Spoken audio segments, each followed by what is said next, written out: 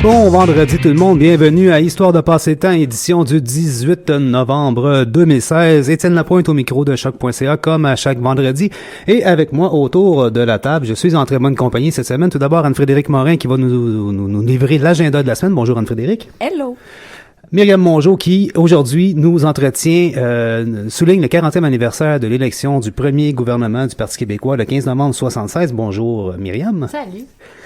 Amélie Roy-Bergeron qui, elle, nous entretient d'un grand révolutionnaire, un grand communiste canadien, Norman Bethune. Faut dire Normand. Normand, pardon. Hey. Non, bon. Mais allô, Étienne, ça va bien? Ça va très bien, merci. Oui. Toi aussi? Oui, très bien. Bon. Le feu est un peu... le diable est au vert dans le studio aujourd'hui, fait que si on dit des niaiseries, pardonnez-nous. Et David Girard aussi, qui vient poursuivre sa série sur l'histoire de Montréal en vue du 375e qui arrive à grands pas et qui nous entretient aujourd'hui du port de Montréal. Oui, je ne parle pas des débardeurs. Excellent, c'est bien noté. Sur ce, immédiatement, je cède la parole à Anne-Frédérique. Livre-nous notre agenda. Dis-nous ce qu'on doit faire cette semaine, s'il te plaît. Ben oui, il y a beaucoup de choses à faire cette semaine. Plein de conférences là, super passionnantes à ne pas manquer. Le 21 novembre à 19h, Rêver Montréal 375e vous invite à assister à la conférence de Marcel Fournier, qui est historien et généalogiste. Sa conférence s'intitule « Les premiers montréalistes 1642 à 1643, les origines de Montréal ». Puis ça a lieu au Collège Villa-Maria. Donc, c'est pas à côté, mais c'est pertinent. Le 22 novembre prochain, à 14h, et là, c'est pas à côté non plus, mais oui, c'est faut ça, pas j'allais dire. Beaucoup plus proche. Au Centre d'archives de Laval, notre cher animateur Étienne Lapointe donne une conférence intitulée « Maurice Richard et la presse écrite, la construction d'une passion partisane 1942 à 1945 ». C'est vraiment ne pas manquer. On vous rappelle que c'est 2$ pour les étudiants. Et on souhaite bon succès à Étienne. Ouais, je vais essayer d'être bien bon. Ah, j'en doute même pas. Toujours le 22 novembre, mais à 19h, à la Grande Bibliothèque, se poursuit la série de conférences sur les figures marquantes de l'histoire de Montréal. Celle-ci va porter sur Honoré Beaugrand et est donnée par le professeur de Concordia Jean-Philippe Warren et est animée par Éric Bédard. Warren qui a écrit l'année dernière une biographie sur Honoré Beaugrand. Oui, effectivement, donc un grand spécialiste de la question. Certainement. Puis, enfin, il y a la chaire de recherche de l'UQAM sur la méthodologie et l'épistémologie de la recherche partenariale qui vous invite à participer au 2e colloque étudiant sur la recherche partenariale. Puis, cet événement va se tenir le vendredi prochain, le 25 novembre, de 9h à 17h à l'UQAM. Donc, voilà pour les nouvelles pour la prochaine semaine. Mais merci, nous voici bien occupés. Et maintenant, je cède la parole à David qui nous entretient du port de Montréal, surtout la portion Vieux-Port, n'est-ce pas? Oui, tout à fait. J'ai décidé de poursuivre ma série de chroniques, en fait. J'ai décidé de me concentrer sur la partie la plus ancienne du port de Montréal parce que l'empilage de conteneurs, c'est bien, mais on va se dire, ça nous intéresse un peu moins. Effectivement. Bon, voilà. Si aujourd'hui, on associe le Vieux-Port au rythme endiablé de l'ivresse musicale et alcoolique, pendant les Gloufest, à son apogée, ce havre très achalandé reçoit chaque année plusieurs milliers de navires durant la saison de navigation qui va de mai à octobre. Acteur important dans l'économie de la métropole, le port procure de l'emploi aux centaines de débardeurs, de charretiers et de journaliers qui y travaillent quotidiennement, et ce sans compter les marins, matelots et le personnel des compagnies de navigation qui y circulent régulièrement. Des zones industrielles se développent aux deux extrémités du port. Le premier ensemble se déploie vers l'est en partant des installations de la brasserie Molson jusque dans Hochelaga. Le second va de l'ouest autour des différentes usines écluses du canal de la Chine, dont la dénivellation est une source de pouvoir hydraulique. Vous irez écouter ma chronique du 9 septembre si vous désirez en apprendre plus sur le sujet. Chronique qui était consacrée au canal de la Chine. Oui, effectivement, voilà. Donc ça nous fait plus de codes d'écoute aussi. Bien sûr. Bref, ces zones sont caractérisées par la présence de grandes entreprises, dont quelques-unes sont encore en opération aujourd'hui, comme la Canadian Vickers, en fait, elle n'est plus en opération, mais la brasserie Molson ou la St. Lawrence Sugar, mieux connue sous le nom de Sucre Lantique, dont les employés étaient en grève l'année dernière. On les salue. Oui, on les salue. Ils ont gagné. Voilà. Revoyons d'abord nos bases géographiques. Êtes-vous prêts? Prête?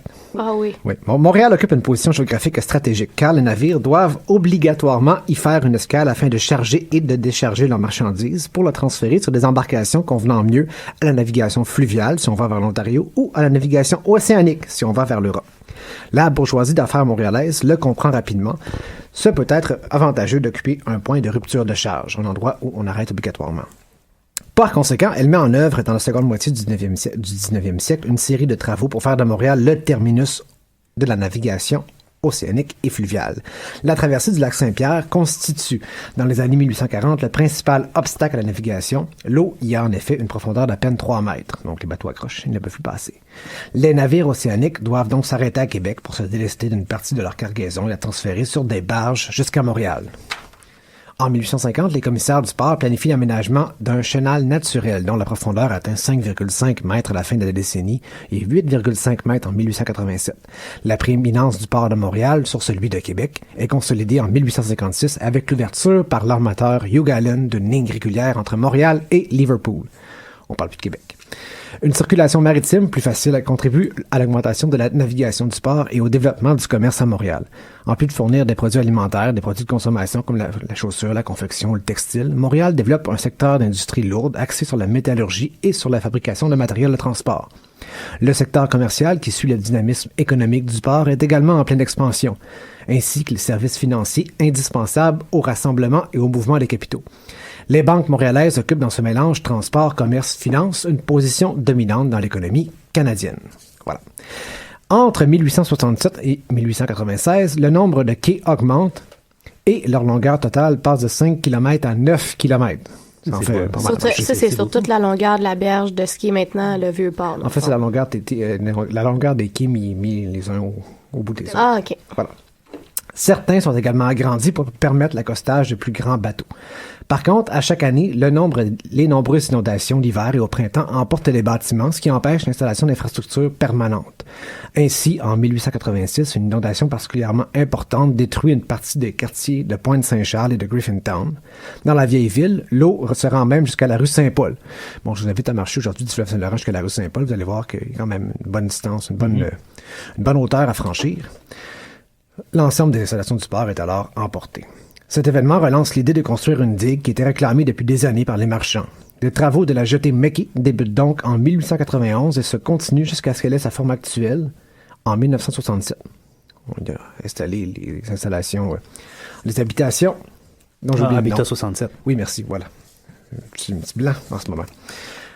Cette longue jetée s'avance dans le Saint-Laurent et protège le port de Montréal en déviant les glaces dans le courant du fleuve, diminuant ainsi le risque d'embâcle. De plus, pour mieux desservir les paquebots transatlantiques et pour répondre aux besoins de l'économie céréalière, de plus en plus importante avec le développement de l'Ouest canadien, les installations datant du 19e siècle sont remplacées à partir de 1899. C'est ainsi que sont construits les quais Jacques-Cartier en 1899, Alexandra en 1901, King Edward en 1903 et Victoria en 1910. La construction de la jetée et le rehaussement des quais permet à partir de 1900 la construction de hangars permanents, dont certains sont encore présents aujourd'hui. On pense entre autres au Centre des sciences de Montréal et à SOS Labyrinthe, qui sont deux des anciens hangars. Tributaires du développement de l'économie canadienne, les activités portuaires poursuivent leur croissance entre 1896 et 1914. En plus des quais, les autorités portuaires mettent en chantier des élévateurs à grains en nombre suffisant et de nouvelles voies ferrées. Le grain domine les produits manutentionnés dans le port durant les années 1920 et Montréal devient alors le principal port céréalier en Amérique du Nord. Pour complémenter les voies ferrées et maximiser la vitesse de chargement des navires, les autorités mettent en place un système de réseau de courroies sans fin alimentant les jetées et un dispositif à bascule permettant de vider en quelques minutes un wagon entier dans les silos. Là, je sais que c'est très technique tout ça, mais c'est merveilleux. Parce que c'est ce qui va rester aussi comme vestige après. Je me suis toujours demandé comment ça fonctionnait à l'intérieur du silo, justement. Voilà. Des transporteurs. C'était des courroies. D'ailleurs, il reste la tour des convoyeurs en place avec le quai des convoyeurs. Ils ont installé sur le quai des espaces vitrés où on peut voir les anciennes sections où passaient les courroies. Oui, voilà. Oh. Vous irez vous promener sur mon Vieux-Port la semaine prochaine. Ou à temps perdu en fin de semaine. Pour entreposer les grains, 4 élévateurs en béton sont construits entre 1913 et 1923. Le port de Montréal peut à ce moment charger 19 navires océaniques simultanément, ce qui est quand même considérable. Les quais qui s'allongeaient sur 9 km en 1896 atteignent 12 km en 1914 et 17 km en 1940. Pour combler le manque d'espace dans l'ancienne partie, le port s'étend progressivement vers l'est avec la construction des jetées Sutherland, Laurier et Tarte. Le chantier maritime de la Canadian Vickers et sa cale sèche flottante ouvrent dans Maisonneuve en 1912 et à partir de 1916, des quais sont construits pour desservir les raffineries de pétrole. En 1931, la Commission industrielle de Montréal qualifie le port de merveille de génie moderne. Par contre, les exportations de grains diminuent, les importations de pétrole et de charbon prennent une plus grande place, ce qui entraîne une modification de l'organisation des installations du port. Les travaux de modernisation à la fin des années 50 se sont avérés insuffisants pour garder un trafic portuaire intéressant, et une nouvelle technologie portuaire a donc été adoptée en 1968, les containers, nécessitant c'est merveilleux. Nécessitant plus d'espace, les installations ont été déménagées plus à l'est et l'ancienne partie du port est devenue le vieux port. Cette transformation coïncide également avec l'ouverture de la voie maritime en 1959. Économiquement catastrophique pour Montréal. Les travaux de construction de la voie maritime de Saint-Laurent débutent en septembre 1954. Le long du tracé, 6500 personnes sont expropriées, 550 habitations sont déplacées.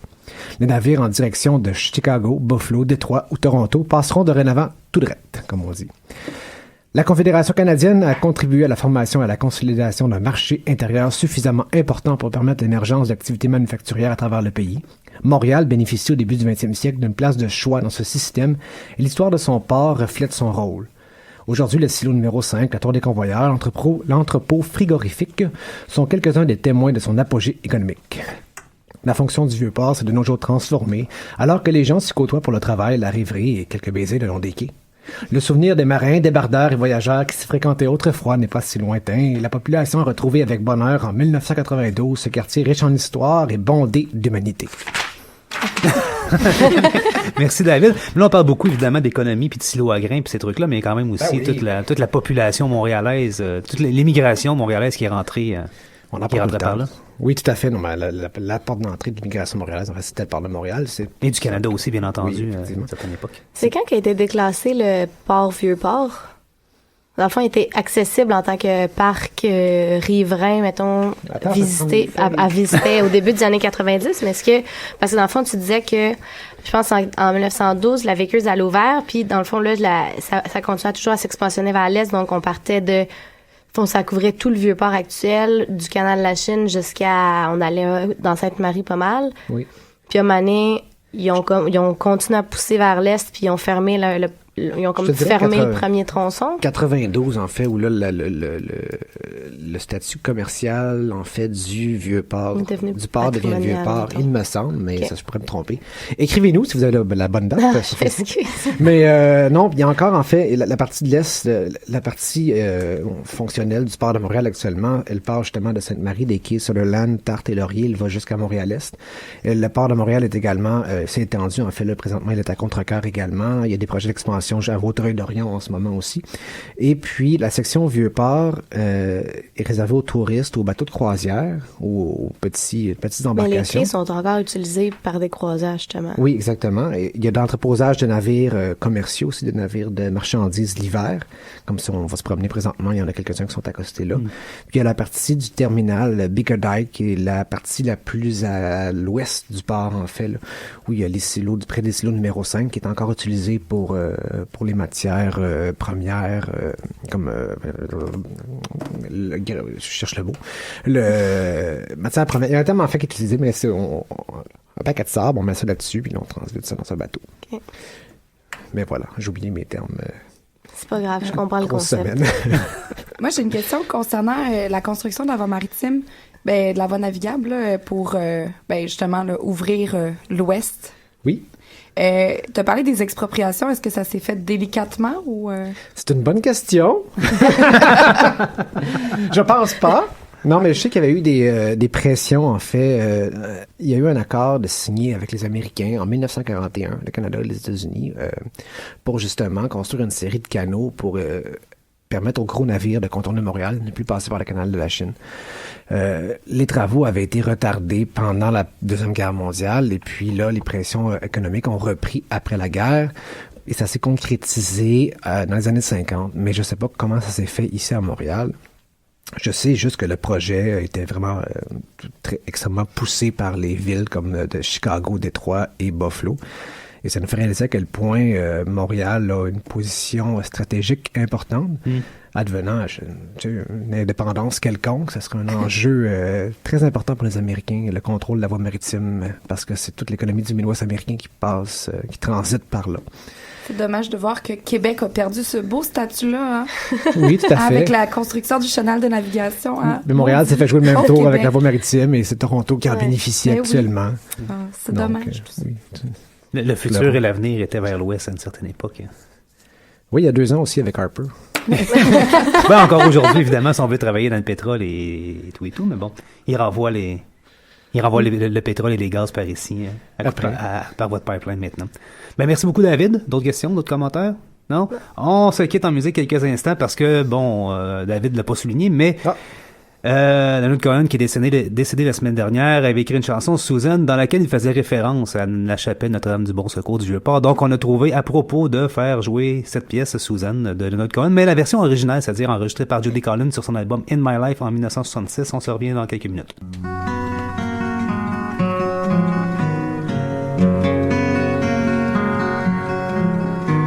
Suzanne takes you down to a place by the river. You can hear the boats go by. You can spend the night forever. And you know that she's half crazy, and that's why you want to be there. And she feeds you tea and oranges that come all China, and just when you want to tell her that you have no love to give her, she gets you on her wavelength and lets the river answer that you've always been her lover. And you want to travel with her, travel blind, and you think you'll maybe trust her, for she's touched your perfect body with her mind.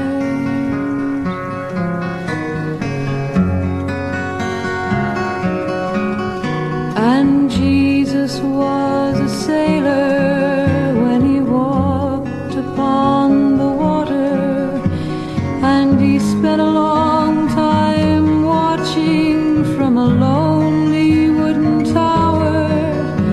And when he knew for certain only drowning men could see him, he said, all men shall be sailors then until the sea shall free them.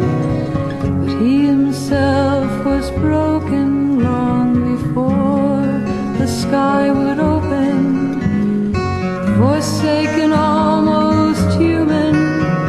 He sank beneath your wisdom like a stone.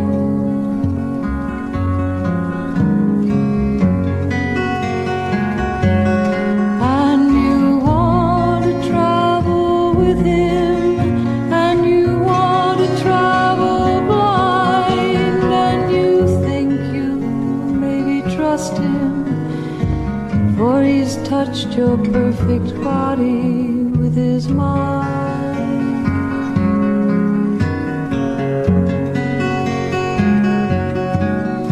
Suzanne takes you down to her place by the river. You can hear the boats go by.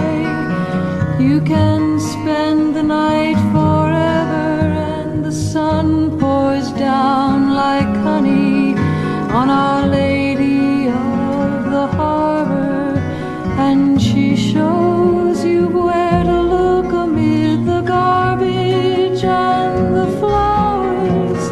There are heroes in the seaweed, there are children in the morning. They are leaning out for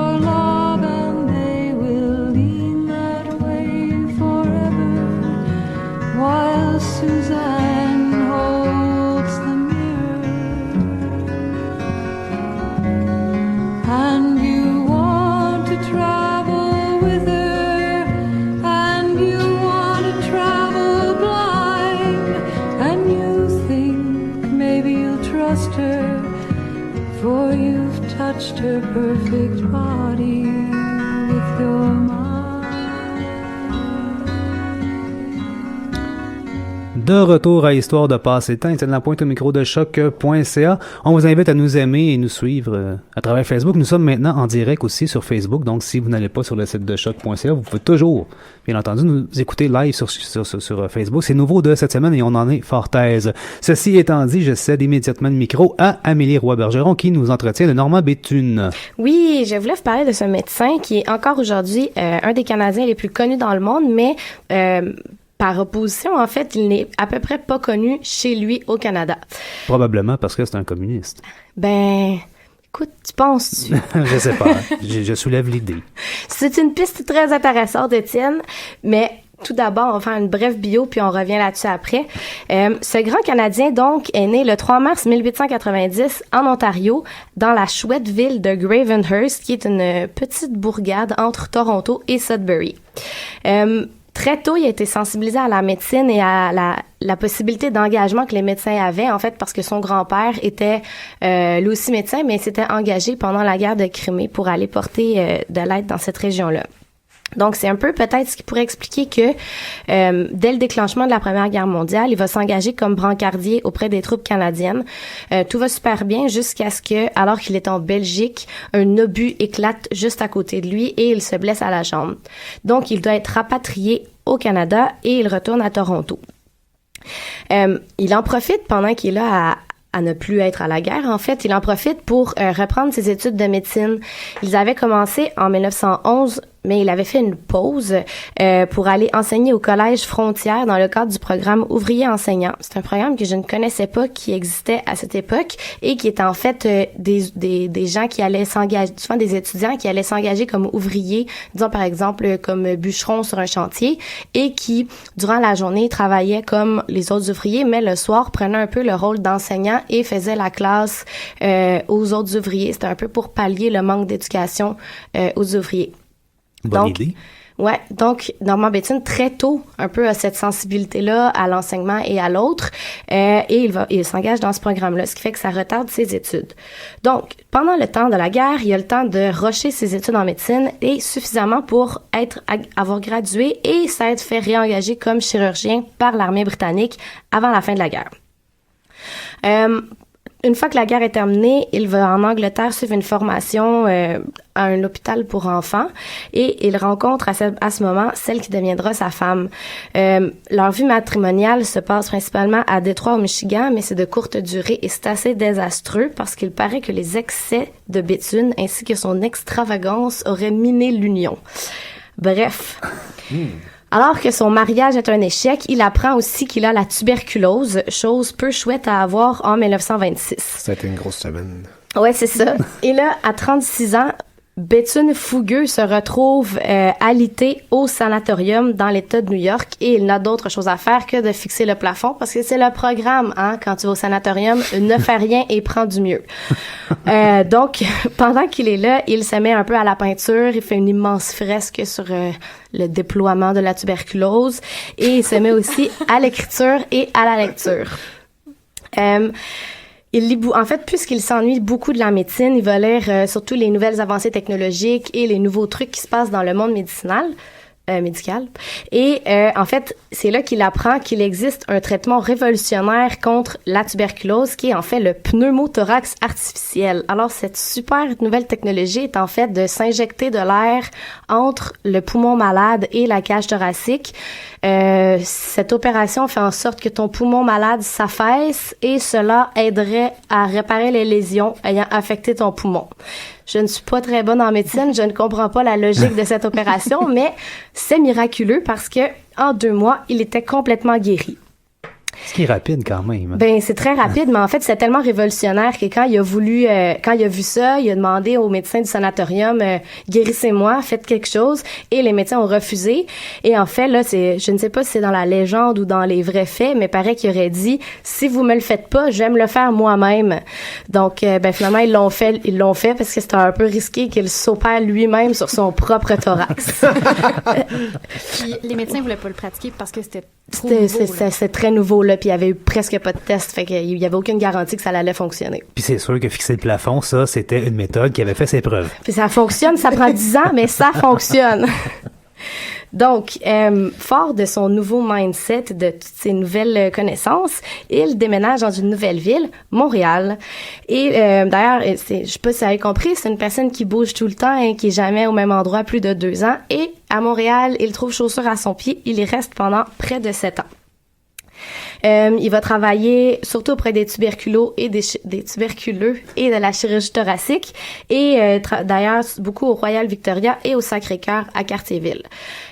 Pour Normand Béthune, sa période montréalaise, c'est vraiment une période faste en création et en innovation médicale. C'est-à-dire qu'entre 1929 et 1936, il travaille beaucoup et innove près de 10 instruments médicaux et chirurgicaux thoraciques. C'est-à-dire que quand il pratiquait la médecine, si un jour il trouvait qu'un outil ou un protocole était inadéquat, hop, il le transformait, il le modifiait, il inventait un nouvel outil. Si bien que il faisait aussi des articles scientifiques pour promouvoir ses protocoles.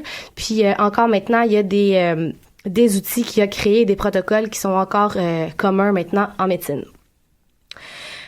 Pendant cette période-là, il va aussi ouvrir une clinique de soins gratuits pour les chômeurs. Je rappelle qu'on est pendant la crise économique, donc il y en avait beaucoup et ça l'a vraiment frappé les conditions de vie, mais tranquillement, en fait, à force de soigner et de se rendre compte que ses compatriotes médecins chargeaient des prix prohibitifs, ce qui faisait que ça empêchait les pauvres de se faire soigner.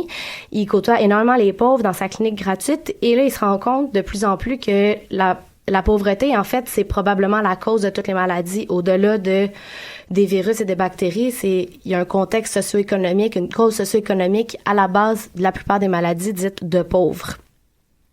Donc, il mijote beaucoup là-dessus, puis il en vient à penser qu'il se serait peut-être mis un système de santé universel pour tout le monde, mais ces idées sont très avant-gardistes et ça ne trouve pas beaucoup d'écho dans le Montréal des années 30. C'est rouge. Ouais, ben finalement, c'est là que ça commence. Il va, en 1935, visiter l'URSS pour une conférence et là, il rencontre leur système de santé. Oh mon Dieu, le coup de cœur! Et quand il revient ici, très charmé, il veut vraiment vendre ses idées, ben il se bute encore une fois aux autorités très fermées. Qu'à cela ne tienne, il s'engage dans le Parti communiste du Canada à ce moment-là. Et c'est là que ça commence. Il n'est plus arrêtable. Donc là, en 1936, c'est la guerre civile espagnole où est-ce que des communistes, des anarchistes et les républicains s'opposent à Franco et aux ultranationalistes réactionnaires. Il y a 1300 Canadiens qui s'enrôlent volontairement dans ce conflit-là parce qu'ils ont été recrutés principalement par le Parti communiste du Canada, dont Béthune. Et Béthune, utilisant ses connaissances en médecine, il va vouloir se rendre utile sur le front de par son savoir, en fait. Donc, il va inventer une machine de transfusion sanguine mobile. Donc, c'est une espèce de vanne réfrigérée contenant du sang qui amenait proche des zones de combat. Puis quand il y avait des blessés, hop, on mettait les blessés dans la vanne, on faisait des transfusions. Ça permettait de sauver beaucoup plus de gens que on les met sur des brancards, on les traîne jusqu'à l'hôpital, puis ils ont eu le temps de mourir entre-temps. Puis ça, c'est une nouveauté complète? C'était une nouveauté complète, puis en fait, ça a été super révolutionnaire. Ça a été ultra utilisé pendant la Deuxième Guerre mondiale, mais avant ça, il y avait aucune autre façon. Puis ça a été super révolutionnaire. En très peu de temps, lui et son équipe faisaient plus d'une centaine de transfusions par jour. Donc, c'était vraiment une grande nouveauté.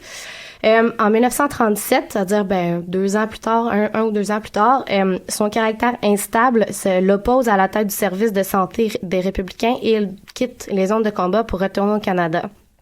Mais bon, il s'ennuie et il veut beaucoup retourner en Espagne. Cependant, il n'est pas le bienvenu puisque ses nombreux écarts de conduite, notamment ses aventures avec plusieurs maîtresses, dont quelques-unes, au moins une en fait, ont été soupçonnées d'être des espionnes. Disons que ça a refroidi les ardeurs des républicains. Donc, il n'est plus le bienvenu. Alors, il se tourne les pouces et dit « Ah, j'ai entendu dire qu'il manque de médecins en Chine. » Alors, la Chine, qui est nouvellement en conflit avec le Japon, qui a envahi l'espace chinois, est effectivement dépourvue de médecins. Donc, Béthune, avec 2 comparses, un médecin américain qui s'appelle Charles Arch Parsons et une infirmière canadienne, Jean Ewen, vont partir en Chine. Et là, aussitôt arrivés, en fait, ça devient ils ont tout d'un coup, arrivent en Chine des intérêts divergents parce que Béthune tient dur comme fer à rejoindre l'équipe de l'armée de Mao. Mais pour le médecin américain, tout d'un coup, c'est vraiment pas ça l'objectif. Alors, le médecin américain remballe ses affaires et retourne aux États-Unis. Alors que Béthune et l'infirmière Jean Yuen vont continuer à se rendre pour rejoindre Mao.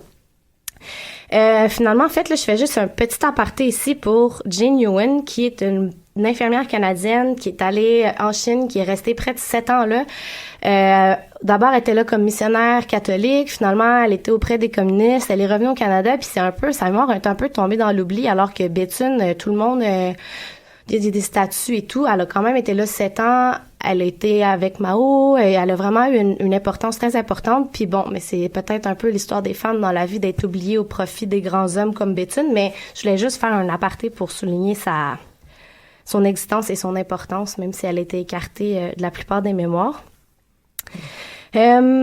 Bref, je continue. Béthune est sur le champ de bataille avec Mao et il fait un peu la même chose qu'il avait fait en Espagne, c'est-à-dire des unités mobiles de soins, des espèces de mini-hôpitaux qu'on transporte à dos de mulets dans les montagnes. Et hein, c'est extrêmement rudimentaire, mais il en profite aussi pour faire de la formation parce que visiblement, il peut pas être le seul médecin dans toute la Chine, fait qu'il forme des infirmières puis un cours accélérant en 6 mois, puis des médecins en 12 mois, une aubaine. Donc, dans le fond, il est vraiment très, très impliqué dans sa communauté. Ici, ben, c'est un petit peu difficile de déterminer ce qui est vrai et ce qui ne l'est pas, ce qui fait partie de la légende ou ce qui est arrivé réellement. Mais il paraîtrait qu'il a utilisé de son propre sang pour faire des transfusions sanguines, qu'il aurait marché plus de 25 km pour rejoindre des blessés et qu'il aurait donné ses propres vêtements aux blessés. Écoutez, un homme comme ça, on peut pas s'en passer. Malheureusement, sa bonté ainsi que les conditions précaires de sa vie auront mené la fin de Normand Béthune. En octobre 1939, pendant qu'il opère un soldat, pas de gants, parce que c'était rudimentaire, il se coupe, sa blessure s'infecte et le 12 novembre 1939, il meurt d'une septicémie en Chine. Une septicémie, c'est une bête infection du sang qu'une petite pilule de pénicilline et c'est terminé, mais il y en avait pas. Donc, il est enterré en Chine et tout près de sa sépulture, il y a l'hommage ultime. Il y a un hôpital, l'hôpital Normand Béthune, juste à côté d'où est-ce qu'il est enterré. Donc, cette vie mouvementée, je vous le disais, il est très, très connu en Chine, mais il est considéré en fait comme un héros national. Un héros, c'est-à-dire que c'est tout communiste devrait prendre exemple sur lui, notamment pour son don de soi, sa générosité. C'est vraiment l'exemple à suivre. L'éloge funèbre que Mao lui a consacré devait être apprise par cœur par les étudiants chinois jadis. Je sais pas si c'est encore le cas, mais c'était vraiment, c'est vraiment au cœur. C'est vraiment un personnage ultra important. Par exemple, une petite anecdote personnelle, quand je suis allée en Chine il y a quelques années, j'enseignais, puis les étudiants, dès qu'ils apprenaient que je venais du Canada, ils venaient me voir puis ils me parlaient d'un certain Bai Chou-wen. Puis ça m'a pris des semaines avant de comprendre que Bai Chou-wen, c'était Normand Béthune, qui est en fait tellement connu en tant que Canadien qui supplantait toutes les vedettes canadiennes populaires de l'époque, Justin Bieber, Avril Lavigne ou Céline Dion. C'était rien à comparer de Normand Béthune. Si en Chine, il est une personnalité d'exception, il y a un incontournable. Ici, il est longtemps resté un inconnu, comme je le disais au début. Sur le plan politique, il a fallu attendre Pierre-Éliott Trudeau pour le réhabiliter en quelque sorte dans la mémoire collective. Ça a été lui le premier ministre à souligner sa mémoire et son engagement. Dans les relations Canada-Chine, Béthune s'est un peu retrouvé a eu un rôle un peu spécial entre les deux. D'une part, en 76, la Chine a offert une statue de Béthune au Canada. La statue est encore exposée auprès de Guy Concordia à la place Normand Béthune. Et d'autre part, Trudeau père a donné à Mao, quand il l'a rencontré en 73, 2 petits médaillons de Normand Béthune. Et, savez-vous quoi? En 2015, Justin Trudeau a donné 2 petits médaillons, les mêmes petits médaillons à son homologue chinois. C'est cute, hein? Sinon, dans la littérature, il y a eu plusieurs biographies. La première biographie a été écrite dans les années 50 par 2 membres du Parti communiste du Canada, Ted Allen, qui avait connu Béthune dans l'époque en Espagne, et Sidney Gordon. Ça a pris plus de 20 ans avant que ce livre-là soit traduit en français, soit pour la France ou pour le Québec. Dans le fond, c'est alors qu'il était super diffusé partout, dans plein de langues. Ça l'a pris plus de 20 ans avant que qu'il soit connu ici avec une biographie tu sais, quand même importante. Donc, ça peut peut-être aussi en partie expliquer pourquoi il est resté si méconnu ici même. Sinon, en fait, Adrienne Clarkson, elle a fait une biographie de lui en 2009. Il y a eu plusieurs films, il y a eu plusieurs trucs, tu sais, puis dont des films, beaucoup des films chinois. Il est vraiment un héros incroyable là-bas. Et sinon, en fait, Béthune devient un symbole de l'internationalisme prolétarien pour les communistes. Dans les années 60 et 70, sa figure, elle est beaucoup récupérée par les marxistes-léninistes. Et dans le fond, encore maintenant, il y a des librairies qui portent son nom, il y a des livres, il y a des films. Et il y a aussi des chansons qu'on va écouter qu'on va écouter dans quelques minutes. Je vous en parlerai à ce moment-là. Voilà. Est-ce que vous avez des questions? C'est comme un exposé, mon affaire. C'était vraiment long. En tout cas, il y a vraiment une vie avec plein de péripéties. Je suis comme essoufflée tellement il y en a fait des affaires, là. Mais moi, j'ai de la difficulté à comprendre à quel point on l'a oublié, la mémoire collective canadienne, québécoise. C'est assez hallucinant.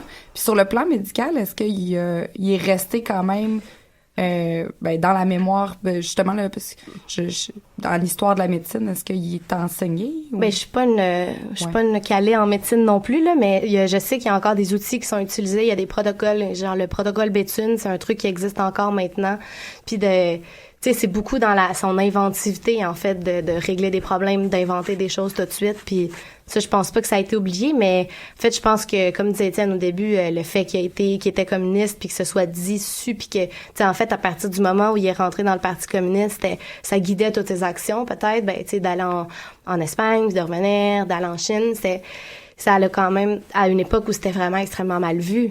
Donc, je pense que ça a teinté sa mémoire collective. Surtout ce qui est mort en Chine, ça a pris les années 70 pour que il y ait juste une mention de lui dans le monde politique. T'sais. Puis forcément, s'il y a eu une éloge qui était prononcée et apprise, prononcée par Mao, mais apprise par tous les Chinois, c'est clair que la réputation de Mao en Occident était pas très belle. Fait que c'est sûr que c'est pas très favorable pour honorer la mémoire d'un maudit communiste, comme on les appelait si gentiment à une autre époque. Est-ce qu'on sait quand la statue qui est au coin de Peel Maisonneuve a été érigée? Je pense que c'est au Peel. Il y en a une dans le coin de Guy Concordia. Oui, c'est un cadeau de Mao en 76. Ah. C'est bien délicat. Oui. Quand même. Non, mais je sais pas, ça m'étonne. Mao, je sais pas, c'est un cadeau de la Chine. Mao, j'ai comme dit Mao, mais... En 76, il est encore là, il meurt en 76. Ça doit être lui qui dicte quand même les envois de beaux cadeaux. Ouais. Certainement. Ouais. Eh ben. Qui était premier ministre à l'époque? Trudeau? En 76, Trudeau, ouais. Oui. Bien entendu. Trudeau, il était là. Fait qu'en fait, Mao donne une statue, Trudeau donne 2 petits médaillons. C'est ça l'échange qu'il y a eu. Est-ce qu'on sait s'il y a eu un retour de statue l'année passée avec l'échange entre Trudeau et... Non, Justin a donné 2 petits médaillons. Puis on avait déjà eu 2 pandas, donc c'était... Ouais, c'était un échange. OK. Eh bien, merci beaucoup. Je dois souligner, j'ai l'article sur Norman Béthune de l'Encyclopédie canadienne d'en face, et il déplore justement le fait que des personnages comme Stompin' Tom Connors ou Don Cherry se retrouvent sur la liste des plus grands Canadiens, alors que Norman Béthune n'y est pas. N'y est toujours et pas, voilà. ouais. Donc, on écoute la chanson. Oui, c'est une chanson, c'est un ode à Béthune qui a été faite par, dans le fond, je parlais tantôt des marxistes-léninistes et des groupes communistes qui ont repris cette mémoire-là. Donc, le groupe culturel de la Ligue communiste marxiste-léniniste du Canada a enregistré une chanson en ode à Béthune à la fin des années 70. Alors, la voici. Camarades, suivons son exemple, donnons-nous à la révolution, au service des peuples du monde entier. Bâtissons un monde communiste. Le 12 novembre 1939, dans les montagnes du nord de la Chine, le docteur Béthune est mort à son poste, son exemple éclaire notre chemin. Normand Béthune, médecin du peuple, cherchait la cause de la maladie. Il l'a trouvé, c'est le capitalisme. Béthune est devenu communiste. Camarades, suivons son exemple, donnons-nous à la révolution, au service des peuples du monde entier. Bâtissons un monde communiste. Canadien de citoyenneté, chirurgien, de par son métier, son esprit était celui du monde entier, sa cause celle de tous les exploités. Il a décidé de se joindre à la lutte, médecin pour la révolution. Il a choisi de porter sa science Au service des peuples travailleurs, camarades, suivons son exemple. Donnons-nous à la révolution, au service des peuples du monde entier. Bâtissons le monde communiste, appuyant le peuple espagnol qui s'est levé contre la terre fasciste, comme tant d'autres soldats. Béthune est parti pour défendre l'avenir socialiste, rejoignant le peuple chinois à la veille de la révolution.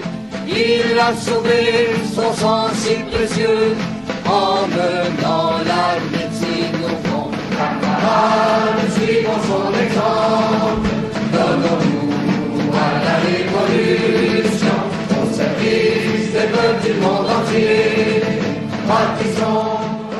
Après avoir parti la Révolution, de retour donc à Histoire de passer le temps sur choc.ca, on va parler maintenant du 40e anniversaire de l'élection du Parti québécois avec Myriam Mongeau, mais avant toute chose, encore un chant révolutionnaire pour votre plus grand bonheur. À partir d'aujourd'hui, demain nous appartient.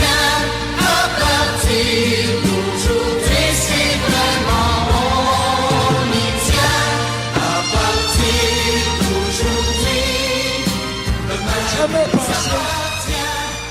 Que je pourrais être aussi fier. On devrait écouter juste des émissions comme ça. On pourrait faire des montages de Une heure 30 de secondes, chant. mais là, je suis déçu parce que le programme, le logiciel a fadé la toune trop vite, fait que j'ai pas eu le punch de j'ai jamais pensé que je pouvais être aussi fier d'être québécois que ce soir, dit par René Lévesque. Bon, j'avais fait un petit montage avec le refrain de Demain. Demain nous appartient, c'était le chant de la campagne électorale du Parti québécois en 1976. Bon.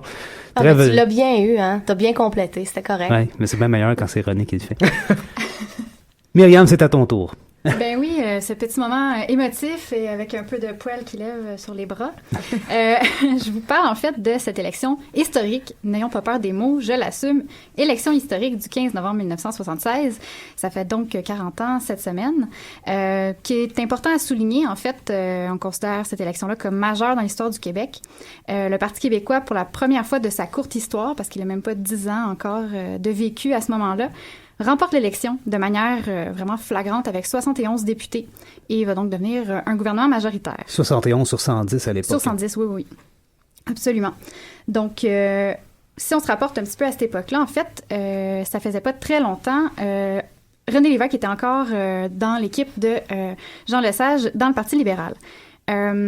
Dans les années 60, il va proposer au Parti libéral une idée d'indépendance du Québec qui garderait une union économique avec le Canada. Donc, on sent déjà que les idées commencent à germer. Au Parti libéral, ça passera vraiment pas. Et Lévesque va démissionner en 1967 avec quelques acolytes qui vont le suivre. Ils vont d'abord fonder en 67 le MSA, donc le Mouvement Souveraineté Association. Et c'est là que Lévesque va vraiment développer son idée de souveraineté association, donc qui se traduit rapidement par l'indépendance du Québec, qui conserverait quand même une union économique avec le Canada, la monnaie, les mêmes partenariats économiques, parce qu'on voulait pas fermer les frontières. Si le Canada nous tourne le dos, les États-Unis aussi, ça va être difficile. Donc, un peu à la manière de l'Union européenne, là, c'était ça l'idée un peu de la souveraineté association. En octobre 1968, le Parti québécois va voir le jour. Donc, c'est un peu une association avec coalition avec les partis nationalistes et indépendantistes qu'il y avait à ce moment-là. Même le RIN, qui ne va pas nécessairement prendre part au Parti québécois, mais qui va se dissoudre et inviter certains de ses membres à se joindre au Parti québécois. L'idée de l'indépendance résonne beaucoup chez toute une génération de jeunes qui viennent tout juste de vivre la Révolution tranquille. Donc, c'est une idée qui émerge vraiment beaucoup et qui allume les esprits. Le parti va vivre ses premières élections en 70. Contre toute attente, c'est quand même 7 députés qui ont été élus pour le PQ, qui est vraiment tout jeune. Le Parti libéral de Bourassa va être majoritaire, mais quand même, pour le PQ, remporter 23% des voix.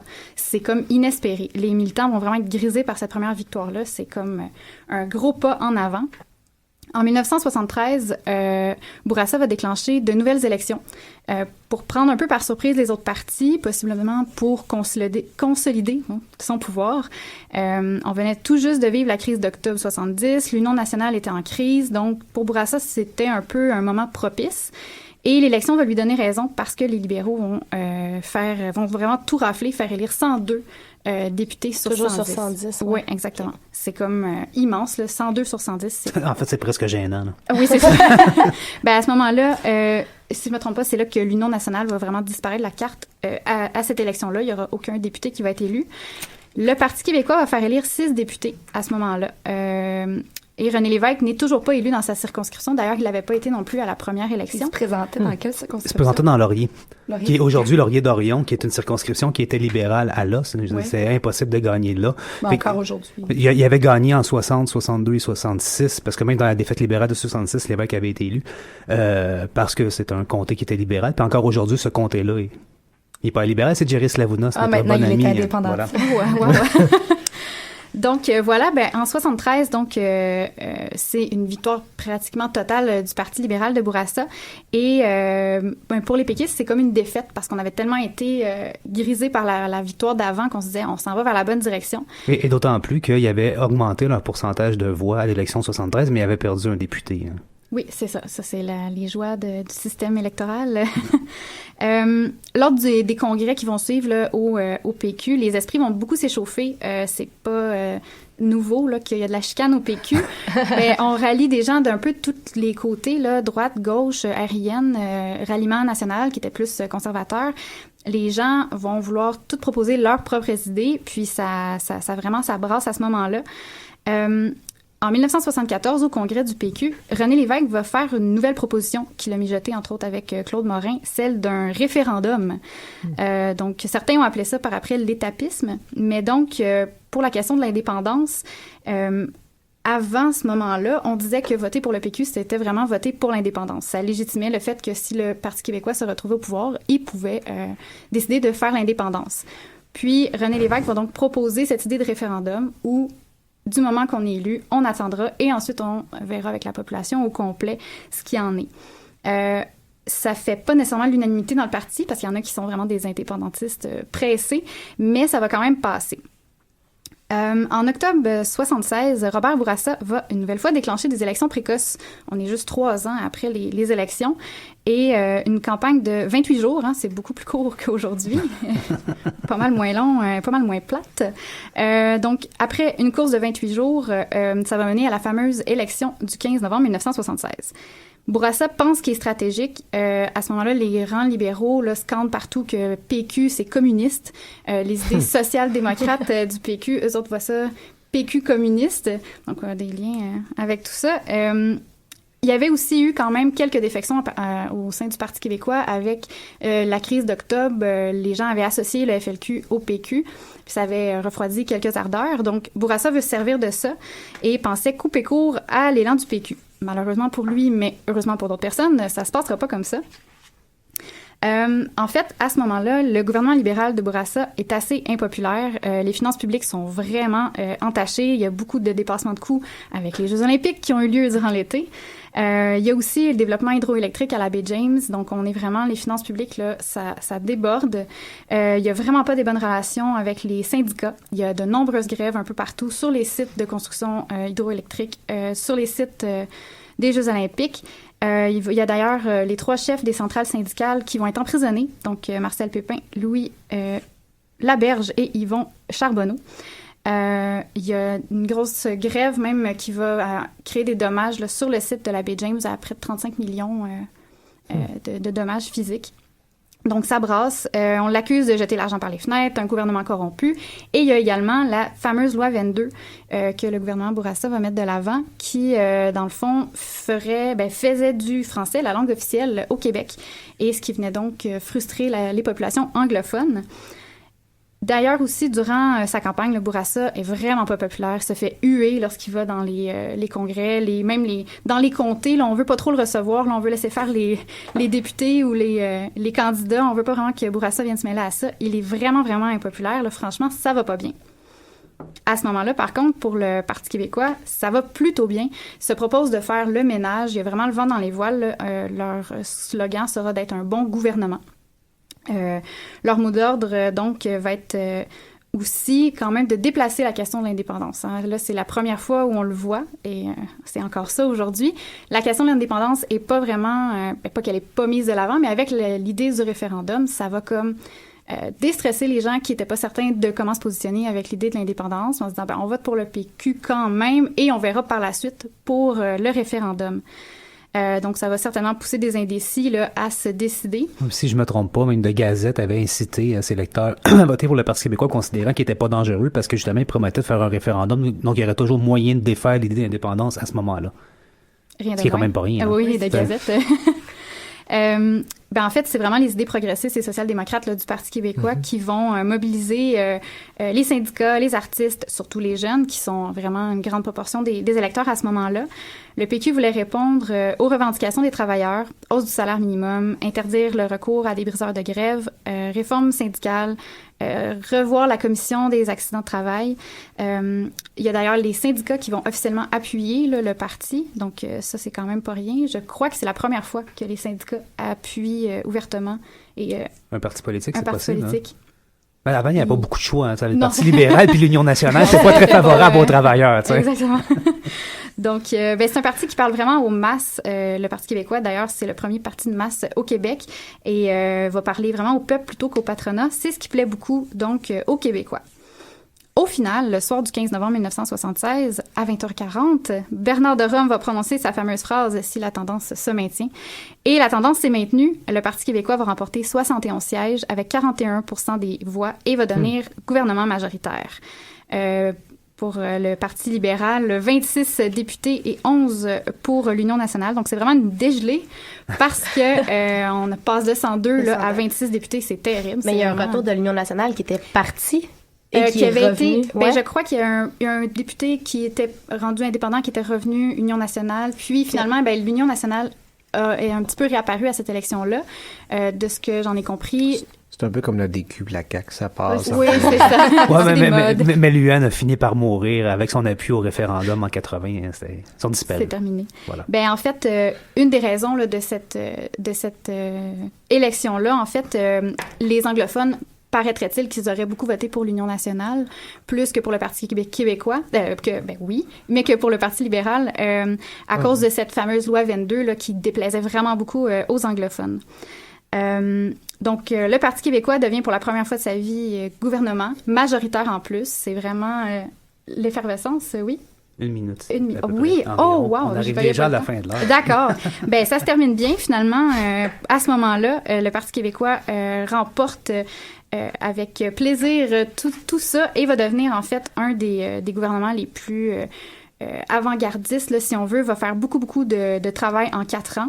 Parce que leur but, c'est que les 4 premières années vont mener éventuellement au référendum de 1980, qui ça fera peut-être l'objet d'une autre chronique, mais qui se passe pas vraiment comme prévu. Mais il va y avoir des belles actions là, qui vont se passer dans ces 4 années-là avec le Parti québécois. Et finalement, après 80, par contre, en 81, le Parti québécois est réélu avec encore plus de voix que précédemment en 76. Donc, l'idée progressiste du PQ plaît vraiment beaucoup. Mais finalement, là, en 85, ça se termine pour le règne du Parti québécois et c'est les libéraux qui vont revenir de l'avant.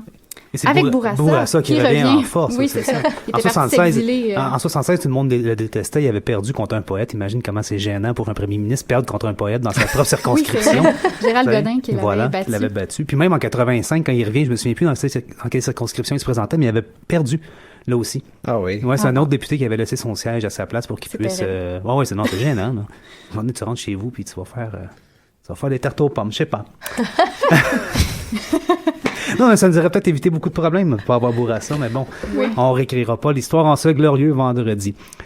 Ceci étant dit, c'est déjà la fin, hein, parce que il est 16h56 et que quelqu'un cogne déjà dans la porte du studio à grand coup de poing. On vous invite à nous aimer sur Facebook, à nous suivre sur Facebook, sur Twitter aussi, on n'en parle pas souvent, puis bon, on n'est pas super hardi au travail sur Twitter, mais quand même, on existe là aussi. On fait des posts une fois de temps en temps. Vous pouvez nous suivre, nous écouter et réécouter sur le site de choc.ca, certes, mais via iTunes et Google Play. Et possiblement que ça se poursuivra. C'est une expérience cette semaine, mais nous sommes en direct sur Facebook, donc on pourrait être en direct tout le temps. Ceci étant dit, c'était Étienne Lapointe au micro de choc.ca, en compagnie d'Anne-Frédéric Morin, Myriam Mongeau, Amélie Roy-Bergeron, David Girard. Je vous remercie, mesdames et messieurs. Je vous remercie, vous tous qui étiez à la maison à l'écoute. On se reparle la semaine prochaine avec d'autres chroniques fort intéressantes pour essayer de vous en apprendre toujours un peu plus sur l'histoire récente et moins récente du Québec et d'ailleurs. Bonne semaine.